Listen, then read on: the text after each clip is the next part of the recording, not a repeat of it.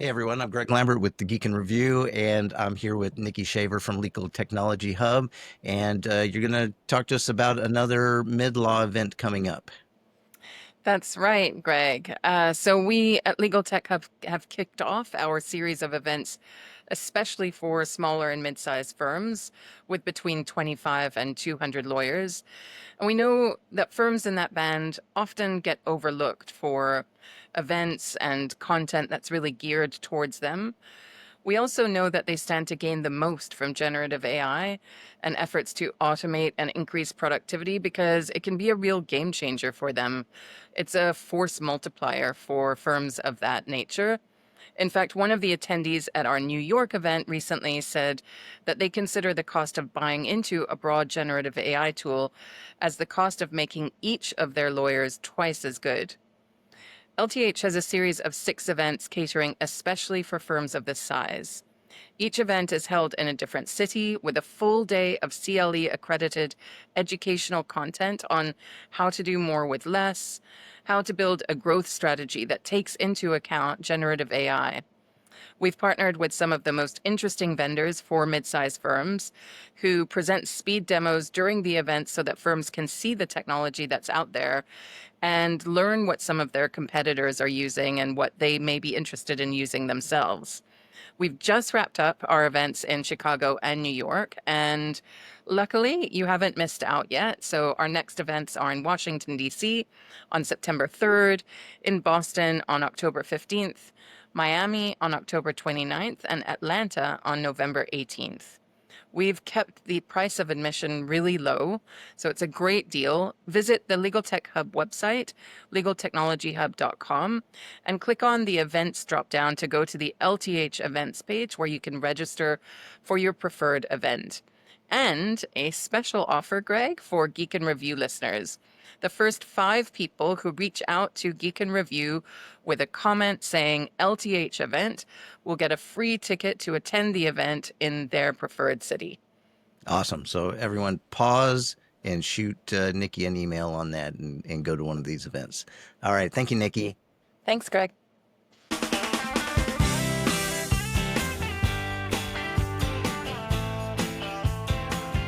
Welcome to the Geek and Review, the podcast focused on innovative and creative ideas in the legal industry. I'm Marlene Gabauer. And I'm an exhausted Greg Lambert. So Greg just, got in at 5 a.m. this morning from a delayed flight, and he is still here. yeah. Well done. I think I got for as bad as the weather's been in Texas. I'm not going to Yeah. complain. So. Yeah. All right. Exactly. Well, today we are delighted to have Matthew Dickinson, who's the founder and CEO of Vable, on the show. Matthew, I know we've been talking for a while, setting this up, so it's good to have you on the Geek and Review. Well, thank you, Greg. Very nice to see you, Marlene. Thank you both so much for having me. Actually, it's a great honor to be on this podcast, and I have to say I'm a great fan, and I think Great. you Well, guys are doing a great job. we are so happy to have you on. So, Matthew, you've been in the legal information space for a while now.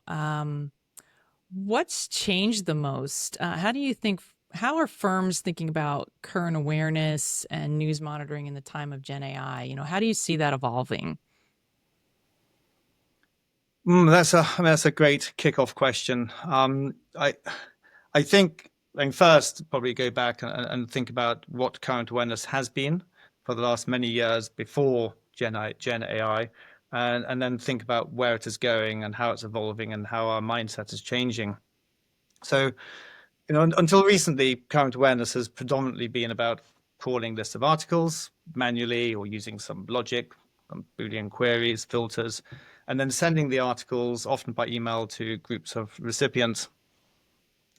And this has been a challenge, of course, to administrators, the information specialists, the librarians, due to lack of technology, resources, people, to really completely sort of customize the output for individuals' needs and interests. And luckily, until recently, expectations were not that high in that regard. So imagine really supporting hundreds, if not thousands, of lawyers in multiple offices, and even understanding their individual needs, and trying to deliver a very precise individual service to them. It's very challenging. And some of the ways to try and resolve this has been sort of thinking about self-service for lawyers. But the problem with that is often the tools, again, before Gen AI, relying upon Boolean searching and challenges, and trying to create a really intuitive service for lawyers that doesn't involve complex Boolean queries has been challenging in itself. So, so this goes back to sort of, the expectations have been much lower than what they are now. At Vable, we adopted a sort of hybrid approach to try and resolve this, and provided a platform which we call Info Pro for administrators and information specialists, which has a lot of functionality and reporting built into it, so that the administrators, with of course quite a bit of training and support and thinking about best practice, they can build topics and alerts of high relevance for the lawyers. And then we have another platform called Vable, which is a really simple experience for the lawyers. They can discover things in a library, things that, topics and alerts, and they can subscribe to them, but trying to keep it as intuitive as possible.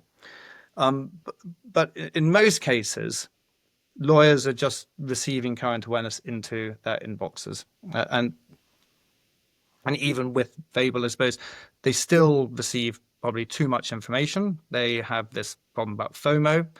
They want it all. They don't want to miss out on things. But this doesn't help them when it comes to limited amount of time. And, summary of that, I think we've done a good job in recent years supporting librarians, providing them with the tools to do a great job. But now all of that has changed. And this is sort of really an answer to your question about how we should think about it. And it's about expectations that have changed dramatically. Lawyers no longer sort of want to receive lists of articles into their inbox. They don't want to have to read them to determine what is of relevance and then to work out what to do with that information.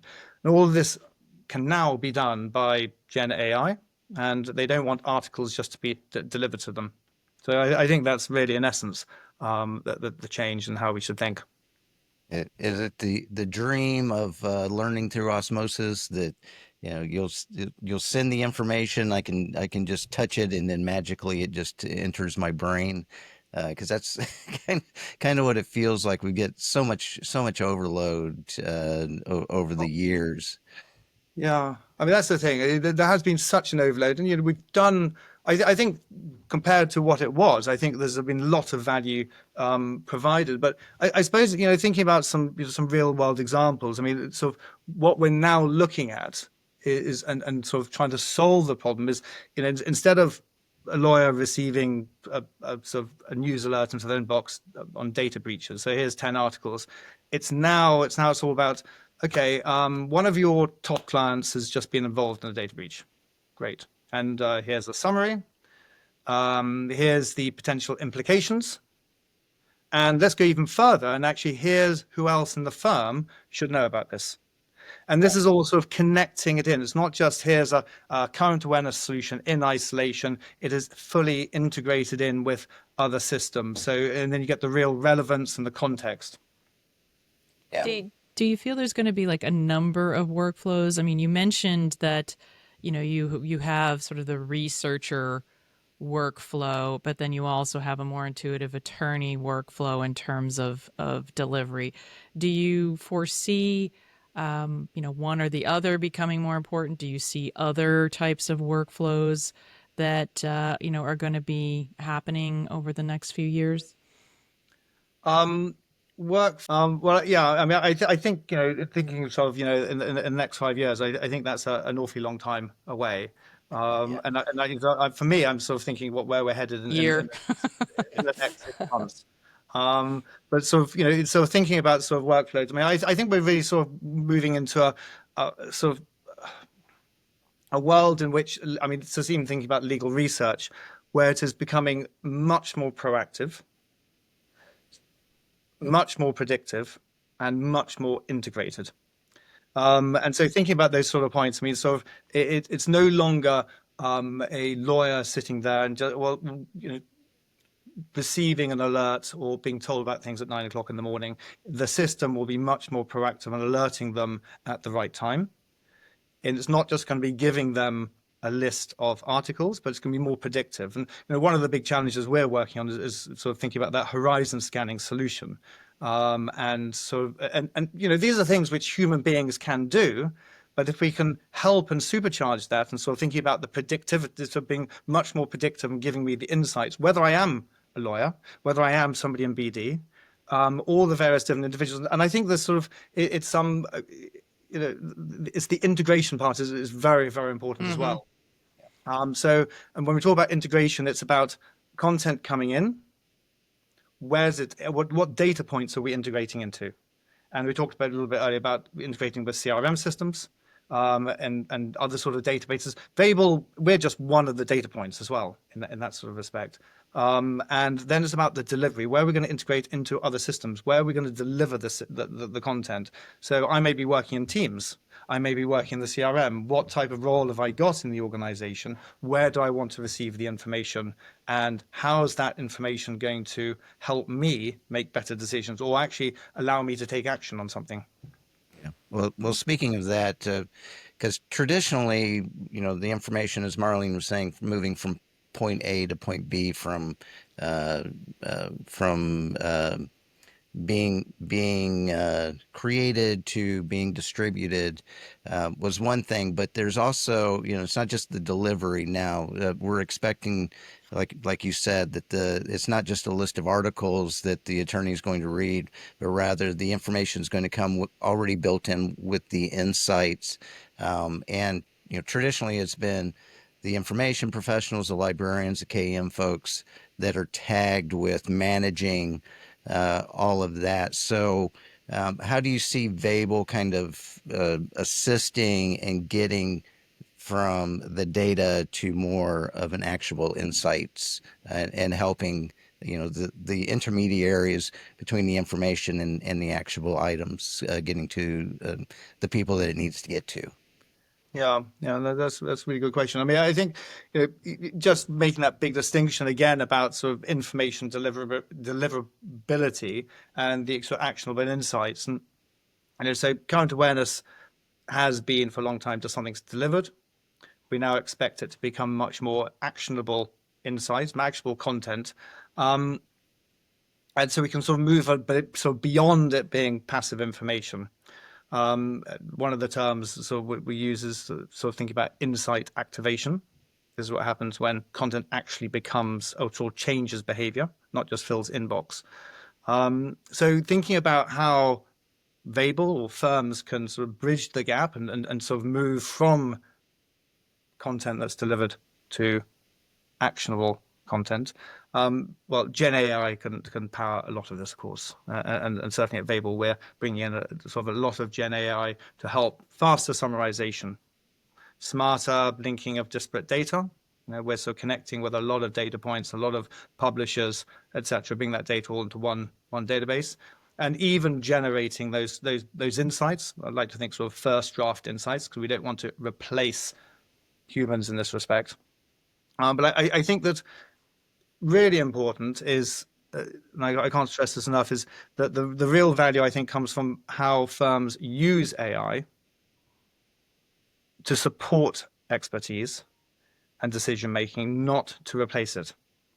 And I think this is very important. So, and I think those firms that will thrive will be the ones that stop treating sort of KM teams as back office functions, etc., but more so starting to treat them as frontline intelligence. Well, I think you teed me up for my next question. Thank you, Matthew. So I want to switch it up a little bit. Like what are the firms doing? So you've worked with firms of all sizes. So what do you find are some of the best practices that you've seen for ensuring news actually supports practice development or client engagement, and how? And I'm curious if it's different for different size firms or different types of firms, boutique firms versus, multi-function firms. Or are you not kind of seeing sort of that creative type of use, and we're still kind of sending, headlines, newsletters, types of things? Yeah, no, I think very good question. I mean, I think that to a large extent, yes, we are at the moment. I mean, we're not sort of stuck in that mindset, but that there is a transition that needs to take place, and and I think that ultimately I mean, key decision makers in law firms, that they're aware and are driving change, but it takes time. It's not going to happen overnight, and technical solutions need to be developed. We're working to bring about a lot of these changes they talked about slightly earlier, and the solutions then need to be adopted by law firms, and there will be impact workflows and ways of working.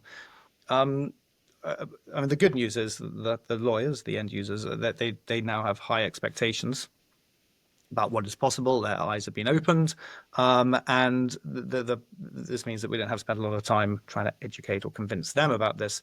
But I think for large firms, for small firms, for the time being, and there's an evolutionary phase, and we're still relying to a large extent on headlines and newsletters. But that's not to say there are some very good best practices which have been used.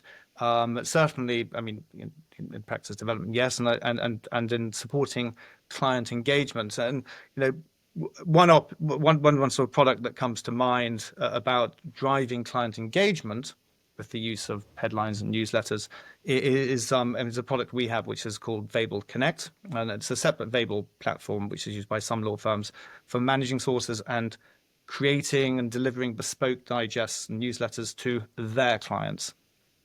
And so what this does, this sort of allows BD teams to create personalized current awareness for each user in a client organization. And this is, to a large extent, much more valuable than those end users, than the sort of what they've been receiving before. It includes branded email alerts, branded dashboards, and this in itself has become a valuable tool for supporting client engagement. And in some ways, it's kind of like considering it as current awareness as a service. Mm-hmm. So headlines and summaries, they're still being very much relied upon. There is a transition, but there are some ways in which people are now thinking about how to use content to do things in better ways, certainly when it comes to client engagement. Yeah, I was curious, like, are you seeing sort of anybody use, like automation or something, saying, okay, here's some information, and drafting an email to a client saying, okay, here's the information, and passing that along, or including it in automatically including it into some content that you're going to be sharing with your department or something like that. Yeah, well, I mean, how it works is being able to curate content. So I received something in the news today. Here it is, sparks an idea. I'm going to use that to then spin that out to a client with my own commentary, the reasons why it's important. So sort of things which in due course we want Gen AI to be doing, but it's where at the moment the ideas are coming from what lawyers are doing at the moment, which is using content to have a reason to get in touch with that client, to then spark conversation. I know Marlene shifted gears. I'm going to shift them again. For you, and I'm seeing this a lot because of the Gen AI. You see, the OpenAI New York Times lawsuit, the data gathering, and you're seeing a lot of information going behind paywalls or being restricted in certain ways where the access is not as easy as it used to be. And so for a company like Vable that lives off of kind of the flow of information, how challenging is it today versus maybe a few years ago about making sure that you're able to get to the resources you need in order to get the content and information out to your customers? Yeah, it's a really good question. I mean, things have definitely changed a lot, and certainly big publishers are more wary about how their content is being used. I mean, our tactic in this respect is we're building very strong relationships with all the major legal publishers, and so it goes back to trust. Sort of us ensuring that we're doing the right thing and being very transparent about that. Building relationships, building connectors with Lexis, with all the big publishers, and sort of making sure that They know how their content is being used, and ultimately we're benefiting and driving benefit to the clients. But it's one of the things we're also very conscious of is having that sort of rights intelligence layer built into our platform. Where does this content come from? What can I do with it? Can I run GenAI over it? What license do I have for it? And making sure that it's completely transparent throughout the organization for the clients. So when we've got some clients who take a data feed, and so we're feeding content through an API into their own system so they can work on that, and making sure all articles are tagged up in the right way, and being very transparent with this with our clients so they are confident and they think like they know they're not going to be breaching anything, and they're using content ethically and in the right way. And then for the publishers, say, well, Vable is a trusted source. They know that we're going to be doing things the right way. And some of the evolution of this is to sort of build these sort of publisher portals to give publishers much more visibility over how their content is being used. Yeah, I'm curious on that because you're seeing a lot, even like well-known reporters or thought leaders in the industry, creating their own newsletters. I mean, we used to do blogs, right? And now we're doing kind of these platforms. And again, it might be restricted to get to these. Do you work with these? And there's got to be a number of them. Luckily, with the legal industry, hopefully you've narrowed the slice down a little bit. But are you finding it challenging as new ways to distribute information comes out? Is that uh, hampering your ability to quickly get good information? No, not at all. I mean, it's there's so much information out there. A lot of it for us is actually responding to the needs of law firms. And to a large extent, these wonderful information specialists, etc., people on the front line, they understand where the content is, what they want to do with it. What we do is we make sure it can come in. We make sure the barriers are brought down and the content is brought into the platform, wherever the content is, produced by small little organizations, individual publishers, blogs, and sort of providing a sort of first class news aggregation platform that can be trusted and indeed get to the point where people want their content in there.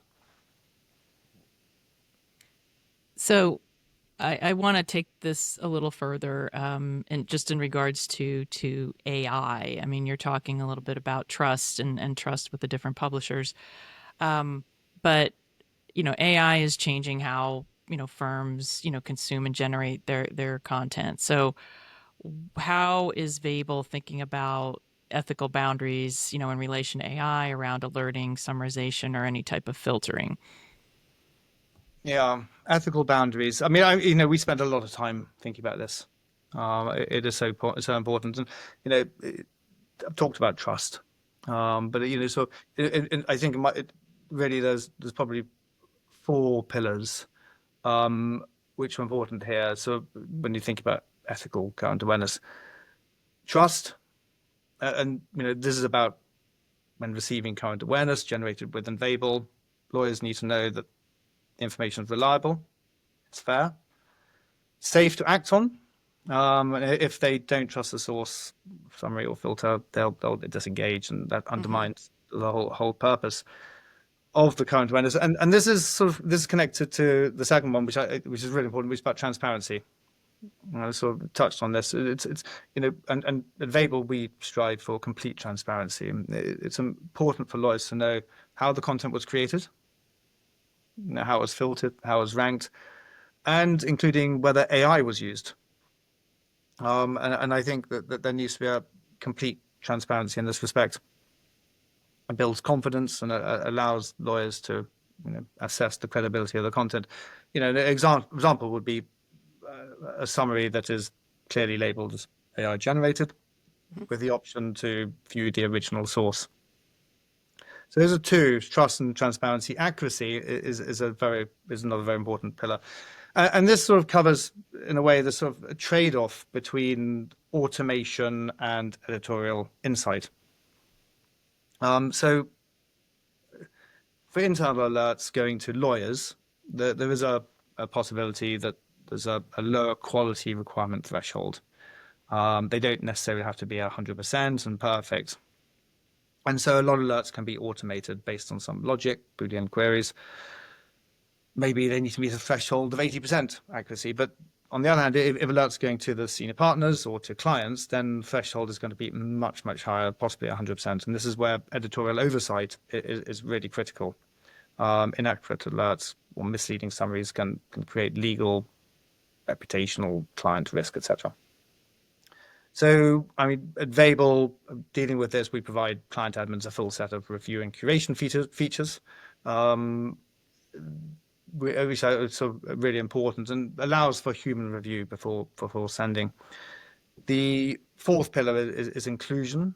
And we always try and avoid these echo chambers and that sort of thing. And I think it's important that ensuring that content generated reflects a diversity of sources, jurisdictions, and perspectives, not just the usual suspects. And I think that's another strength of Vable's, which is our sort of news aggregation capabilities. And we talked about ensuring all the published content, what content do they want, and giving complete control to clients to have a broad spectrum of sources with all the major legal publishers and all the public content as well. So I think when it comes to sort of thinking about sort of the ethical boundaries and things, you're sort of using those four pillars to drive a lot of our innovation and decision making. Well, as the CEO of the company, and especially as technology and the way that information is consumed now, it's constantly evolving. So we talked a lot about AI and how that's built in, but over the past few years, we've moved much more into cloud computing. We are able to really kind of be anywhere and have access to almost anything. So what kind of challenges are you facing with how you evolve at Vable to not just build the information, but kind of improve the information along the way and leverage technology to do that. So what's been some of the things that's caught your attention or you think is on the horizon for you to advance with on the technology side?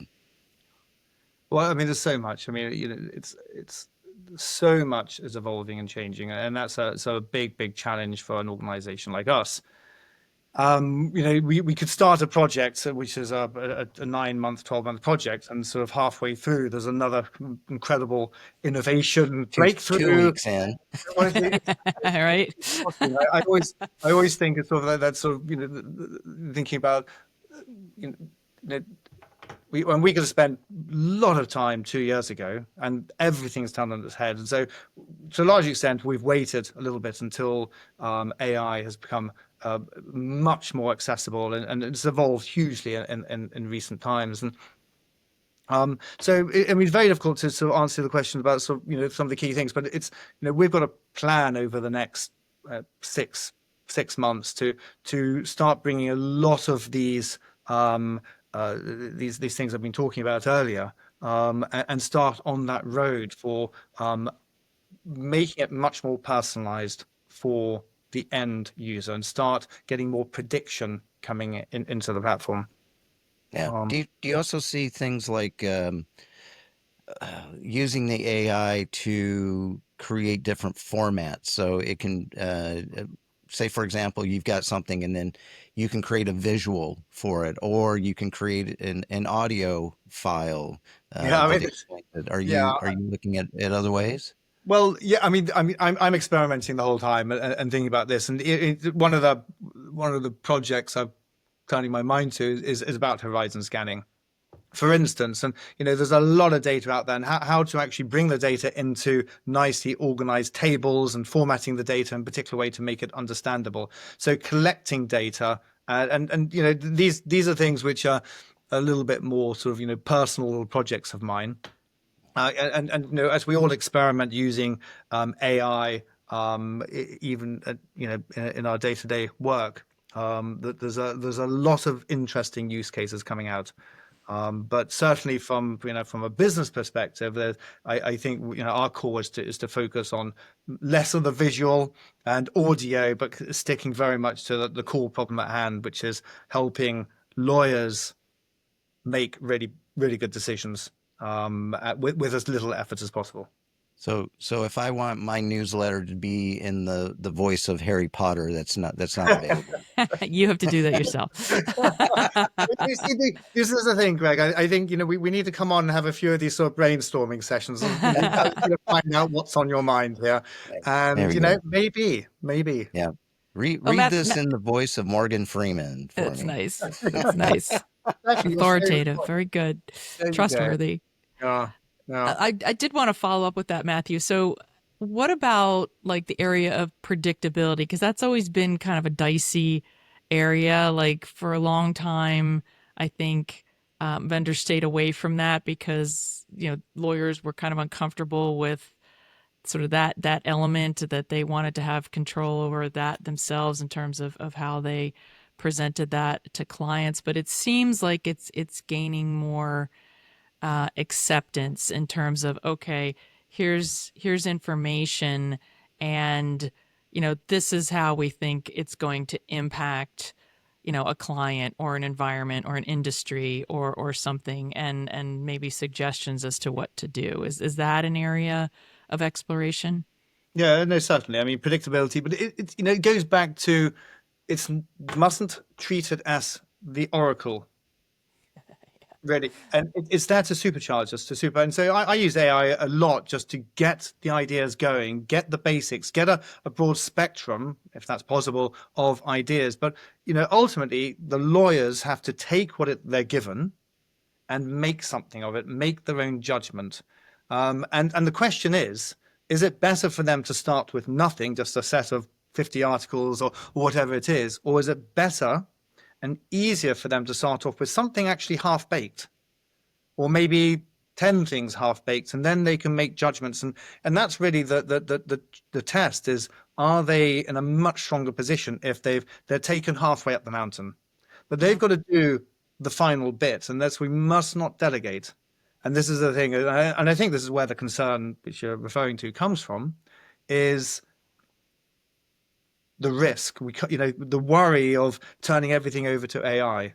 No, let's use these tools to empower us in our day-to-day work, but we have to be the ones who are going to take responsibility for the output and the communication with the clients.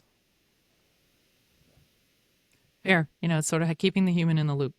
It has to be. Um, And that so moves away from that sort of AI is taking our jobs and what's going to happen, everything else. We have to remain in the loop. We have to. We Right. can't delegate everything. right. Well, you We've hear them we've already. say AI is taking my job, but they're also saying I want AI to do my job. So We don't know what we want. We want to have it all.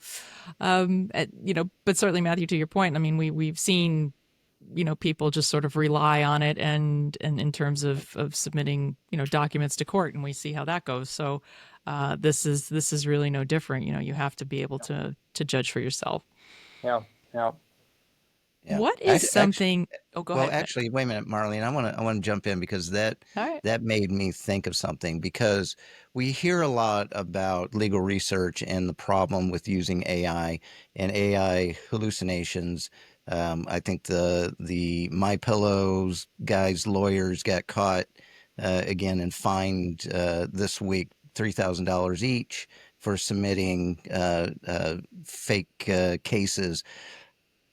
On your side, however, you're also seeing things like experts going up and creating, kind of fake research studies, or relying upon AI, and it's creating all this other things. Yeah. So, back to your authority and validation and, uh, one of your pillars there. What kind of challenges are you running into any problems where some of the information you may be gathering may be faulty because people are building things using AI and producing it as like their own information. Yeah, Like yeah. deep fake information. Is that what you're Deep saying? fakes. Yeah. Double. Yeah, yeah. No, but these are definitely big concerns, and sort of in every industry, and sort of, so much fake stuff is out there. And the way we try and overcome that is again, it's about the control over the input, the control over the content, and so there's no black box going on here. Each one of our clients may have 200, 2,000 key sources. What are the verified sources? So I suppose avoiding these fake reports and research things coming in is a great way to do that. And it's slightly limiting in a way, because we're not saying we've got the whole world in there and but it's much more controlled. Mm. And this goes back to trust, being able to trust the system. These are the sources we pay for. These are the other sources, government, regulatory, whatever it may be, that we trust. And if we are limiting any output based upon the input, it won't be perfect, but my goodness me, it's going to be pretty good. Yeah. Mm-hmm. What is something you wish people understood better about the space you work in? We've talked about a lot over the past half hour or so, but is it the value of curated information, the reality of building tools for law firms, like something that but doesn't seem to be kind of common knowledge and would be really helpful if people sort of knew and understood better. I don't know. So many things. Well, no, I just don't think, Just pick one. I just think people understand things much better than I do, probably, about many things. I mean, thinking about this question, I suppose, one thing I do try and ensure, and this goes back to sort of Vable and the people I work with, for instance, and it is a challenge working in this sector, in this industry. And so trying to ensure all the Vablers, by which I mean the sort of Vable employees and advisors, that they understand, if they don't already, how unique law firms are, and how this uniqueness, how it affects everything about building technology for them. And it's different in many other sort of sectors, but it's an absolute joy to be in this sector. But it is definitely a challenge in some respects. So law firms, they're not just like any professional services firms.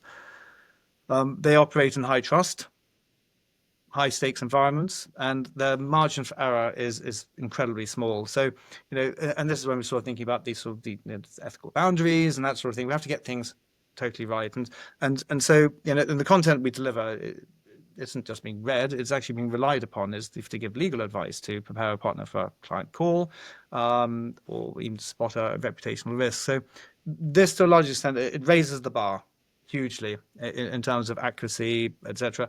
So this goes back to, actually, even thinking about a law firm itself. It's not just one single group.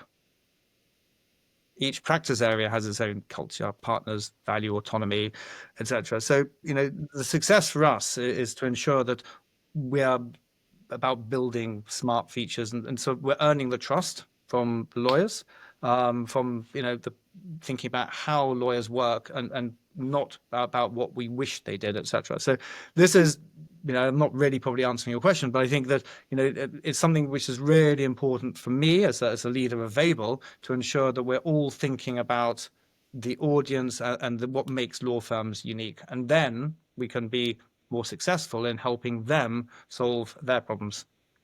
I'd love that answer, actually, that basically you and the folks at Vable are sort of taking the time to sort of understand the client and why that is so important to be able to deliver a product and services that will be helpful for them.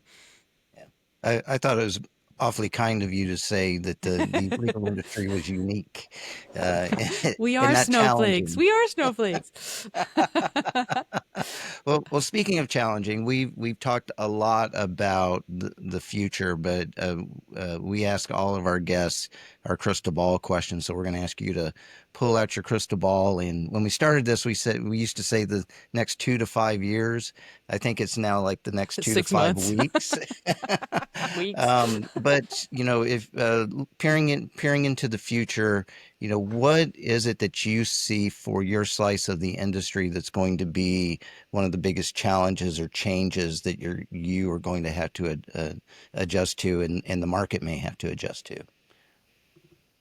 Well, I mean, I think we've sort of covered a lot of it in the above, but I problem is when I get asked the sort of crystal ball question, I have a tendency of thinking about going down the doom and gloom route about how AI is taking over the world, blah blah Jeez. blah, and putting us all out You of a can job. only repeat what the crystal ball is showing you. Well, That's right. exactly, but No judgment here. it's not going to be an appropriate way to finish this fantastic half hour, etc. So, I do really think that we're in very exciting times, and I think that the opportunities are huge for individuals. So, not just thinking about sort of our clients' things, but all of us. The opportunities are endless. It's incredibly exciting. There's a lot of changes on the horizon that are going to impact our lives in ways that we can imagine, but I also think in ways that we cannot yet imagine. This is sort of thinking, 6 months is as far as we can really look in terms of how things are going to change.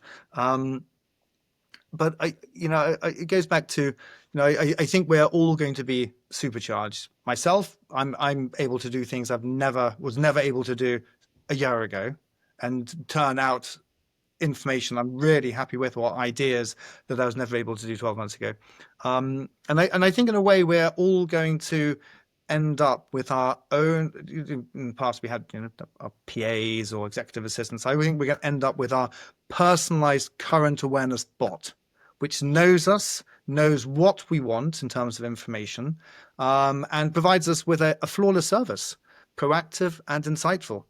We can give them names and that sort of thing. I don't know, but it's very difficult. And the crystal ball, I mean, what's around the corner, I don't know. But I think it is something positive. And the only caveat to all of that is, as I said earlier, we do need to stay in charge, and no delegation of the important things, that creativity or things which are important to us in how we go from A to B. Good. Wow, that was not the dark answer that you were queuing up. All right. Well, Matthew Dickinson, CEO and founder at Vable, I want to thank you very much for coming on, taking the time to talk with us. This has been very insightful. Thank you. Likewise. Well, thank you both very much indeed. It's been a lot of fun. And of course, thanks to all of you, our listeners, for taking the time to listen to the Geek and Review podcast. If you enjoyed the show, share it with a colleague. We'd love to hear from you, so reach out to us on LinkedIn and Blue Sky. And Matthew, we'll put links on the show notes, but is there any particular place that you want to point listeners to learn more about Vable or to reach out to you directly? Yeah, I mean, Vable.com, do go there. Some great information, lots of valuable resources there. And I'm also, you can find me on LinkedIn. No, love to hear from anybody who wants to have further conversations about some of these topics. So thank you all. And as always, the music you hear is from Jerry David DeSica. Thank you, Jerry. And thanks Jerry. everyone. All right. Bye-bye. Bye-bye.